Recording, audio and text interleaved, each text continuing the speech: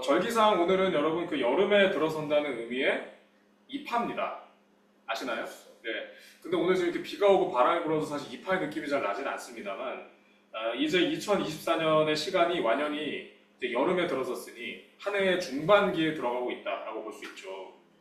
여러분 그 연초에 구상했던 한 해의 계획이나 이런 거 혹시 기억나십니까? 저희가 이렇게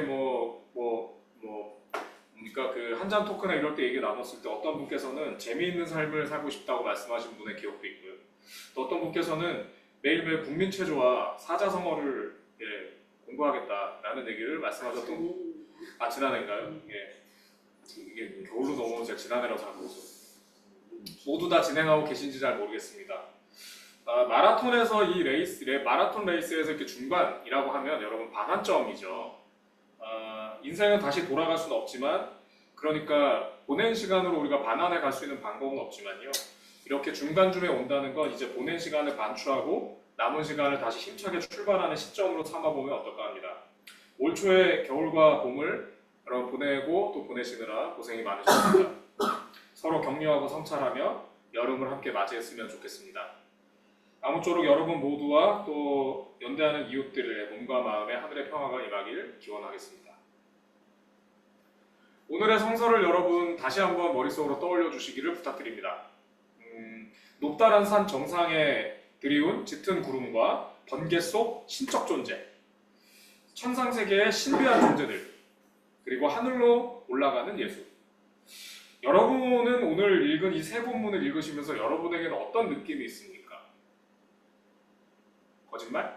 아니면 이것에 대해서 혹시 이대로 역사적으로 이루어졌을 것이라고 혹시 생각하시는 분도 계십니까?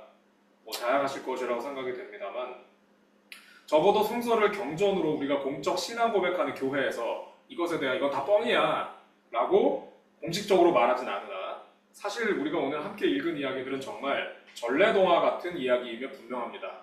이 얘기에 동의가 되시나요? 네. 일식과 월식, 그리고 자연현상, 아니면 해와 달의 뜨거짐과 같이 매일 반복되는 현상에 대해서도 두려움과 경외감을 느꼈던 고대인들에게 삶의 자리 대부분은 사실 신비였습니다.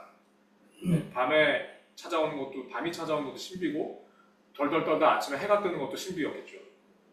그러니 사실 눈에 보이지 않는 신적 존재에 대한 표현은 더욱더 경외감을 가지고 신비로울 수밖에 없었을 겁니다. 사유와 합리성에 초점을 맞춘 근대가 시작된 이후 이 동화 같은 고대의 이야기 중에 특별히 신적 존재나 신앙과 관련된 내용에 대해선 신화라는 단어로 구별해서 부르게 되었습니다. 여러분 그 최근에 중국에서 달 뒷면에 착륙하기 위해서 출발한 우주선이 있는 거 아시죠? 그게 이제 한 3일 정도 후면은 달 뒷면에 이제 내린다고 하죠. 이렇게 달 뒷면까지 사람이 보낸 문명이 장비가 착륙하는 요즘에 신화나 전설은 이제 아무 의미 없는 그냥 옛날에 중요했었던 것이기만 할까요? 이에 대해서 민속학자 정재서 선생은 그의 저서 사라진 신들과의 교신을 위하여 라는 책에서 다음과 같은 견해를 밝힙니다. 제기하고자 하는 첫 번째 문제는 상상력의 정체성이다. 우리의 상상력은 과연 자유로운가? 엄혹한 세계체제의 구조에서 상상력은 그다지 자유롭지 않다고 말하고 싶다. 왜냐하면 상상력 또한 그곳의 생산과 소비를 지배하는 목적의 제1세대 중심 문화산업의 영향에서 벗어나기 어렵기 때문이다. 상상력의 근원은 신화이다.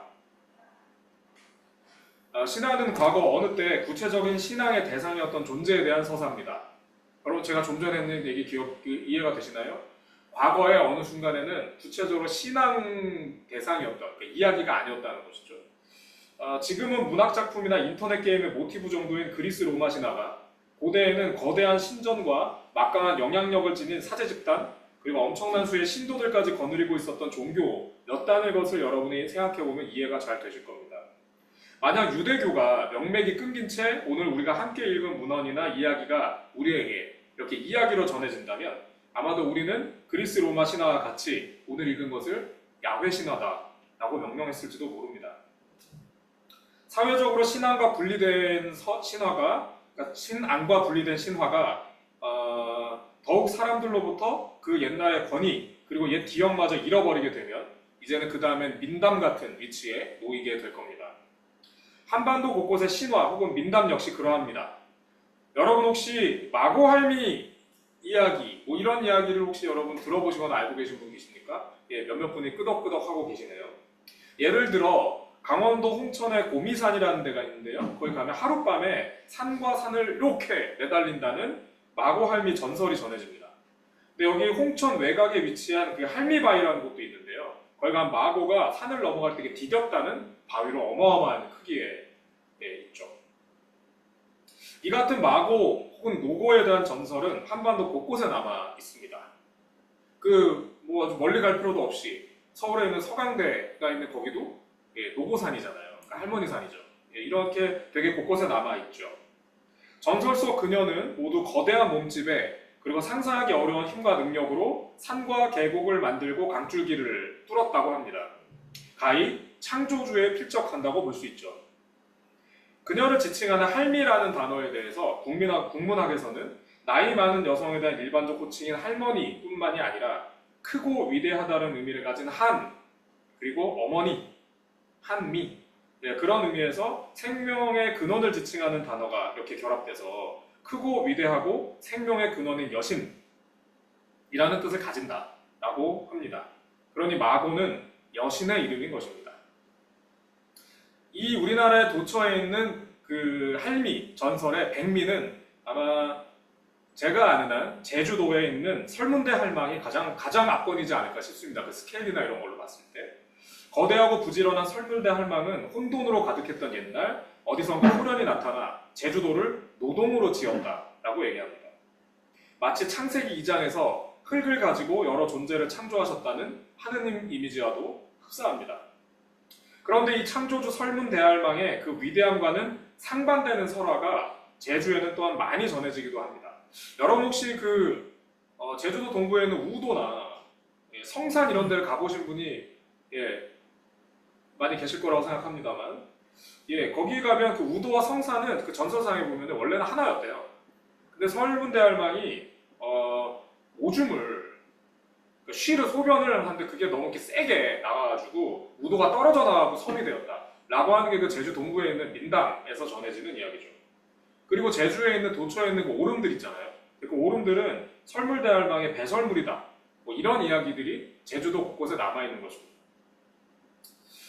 여러분 한번 생각해 보십시오. 설문대할망은 제주도 자체를 이렇게 자기가 이렇게 노동해서 만들 정도로 몸집도 거대한 존재거든요. 이렇게 거대한 존재가 지나가면서 배설을 하니까 그 아래에 있는 사람은 어떻겠습니까? 위로 올려다 보면 여신의 치마 속을 고스란히 볼 수도 있겠죠. 그러니까 이 여신에 대한 이런 이야기들은 가히 아마 남성들에 의해서 회자됐던 대단히 관음적이고도 성적인 희화라고 볼 수 있습니다. 창조의 여신은 우리나라에서 어째서 이같이 희화화되어 버리고 말았을까요? 민속학에서는 이에 대한 답을 삼척의 취병산 서구할미 전설이라는 곳에서 찾습니다. 여러분 잘 들어보십시오. 일제강점기에 1916년 삼척 군수 심의승이 펴낸 삼척 군지에는 이런 이야기가 나옵니다. 취병산 자락에 살면서 재물을 바치지 않으면 지나가는 사람들 죽여버리고 그 다음에 삼척 일대에 천연두를 퍼지게 해서 오늘 어린이주일인데요. 어린이들을 다 죽여버릴 만큼 대단히 사악하고 기괴한 존재인 서구할미라는 이야기가 등장합니다. 근데 이 같은 요괴를 사람들이 가만둘 수는 없었겠죠? 그래서 삼척의 이름난 선비호 효자인 최진후라는 사람이 나서서 이 서구할미를 붙잡아다가 호통치고 태형과 쑥등 그리고 방앗공이를 음부에 박는 등의 형벌. 그러니까 이것도 아까 제가 말한 설문대할망에 대한 그런 성적인 이야기와 유사하다고 볼 수 있는데요. 그렇게 해서 형벌을 가한 끝에 서구할미를 죽입니다. 여러분은 이 이야기에서 혹시 이상함을 느끼지 않으십니까? 그토록 강력한 힘을 가진 존재가 어떻게 그 일개 서생에게 그냥 훅 잡혀올 수가 있을까요? 그리고 경국대전에도 명시되지 않은 사형 방법, 성폭력이라 말하지 않을 수 없는 이 끔찍한 행위는 도대체 뭐라는 말입니까? 서구할미에 대한 기록은 위와 같은 기괴함과 함께 다음에 상반된 구절이 전해집니다. 서구할미는 원래 기괴한 존재가 아니었다. 취병산에는 상서로운 노파가 있었다. 그 노파는 미래의 회복을 예언하고 수십 리 밖의 일도 보지 않고도 알아냈다. 눈을 번뜩이면 돌과 쇠도 부숴버릴 수 있었다. 삼척취병산 서구할미는 신비한 능력을 가진 여산신으로 한반도의 수많은 산의 여신들처럼 오래도록 신앙의 대상이었던 것으로 보입니다.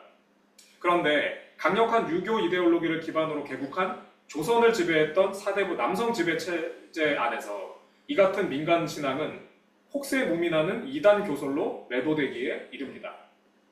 이야기 속에서 남성 서생에게 잔인하게 죽임당하고 마는 서구할미 전설은 한반도 민간 신앙이 유교적 지배층에 의해 척살당했던 역사를 담지하고 있다라고 볼 수 있습니다.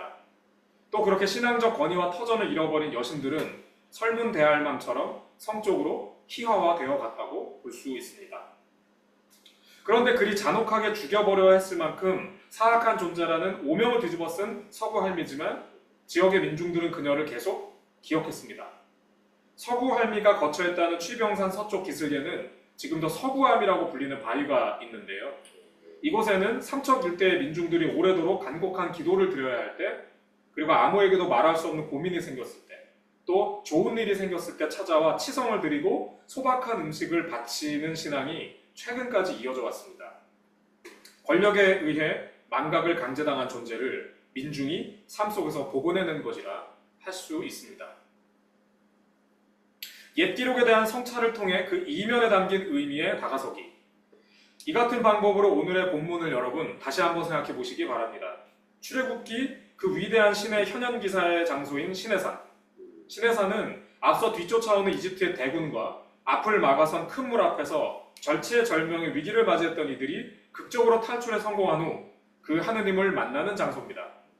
이 같은 이야기를 신앙 고백했던 이들은 바로 그 같은 기적이 간절히 필요했던 사람들이거나 아니면 극적으로 목숨을 건진 이들이 떨리는 손으로 감사의 기도를 드리며 기억해낸 옛 이야기일 겁니다.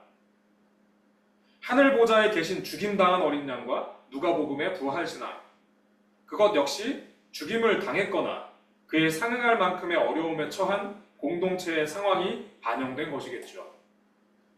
죽임당한 분이 하늘에 계시니 우리의 죽음을 또한 기억해 주시리라. 우리 주님께서 부활하셨으니 그분을 따르는 우리들이 이 죽음의 시대에 굴복하지 말고 앞으로 나아갈 것이다. 와 같은 것이 아니겠습니까? 사랑하는 여러분, 부족한 하늘 투표기를 마무리하겠습니다. 성서를 읽는다는 것은 한편 해석과 성찰을 통해 그렇게 잊힌 존재들의 이야기를 지금 우리의 자리로 불러내는 것을 의미합니다. 아울러 지금 이 시대의 권력과 자본에 의해 묻히고 입막힘 당하는 존재들을 기억하고 그들의 곁으로 나의 걸음과 관심이 나아가는 과정이기도 할 것입니다. 어떤 이들은 왜 교회가 그렇게 정치와 사회적 주제에 관심을 가지냐고 우리에게 말할 수도 있을 겁니다. 하지만 사랑하는 여러분, 우리는 사회적 의제에 관심 가지는 교회가 아니라 사회 속에서 하나님의 임재를 발견하고 그곳에서 우리보다 앞서 운행하고 계신 그분의 요청을 따라 움직이려고 하는 신앙 공동체임을 기억합시다. 그 과정을 통해 잊힌 존재들을 복원하는 기적이 우리의 삶의 자리 곳곳에서 풍성히 일어나길 진심으로 바라고 기도하겠습니다. 잠시 침묵하겠습니다.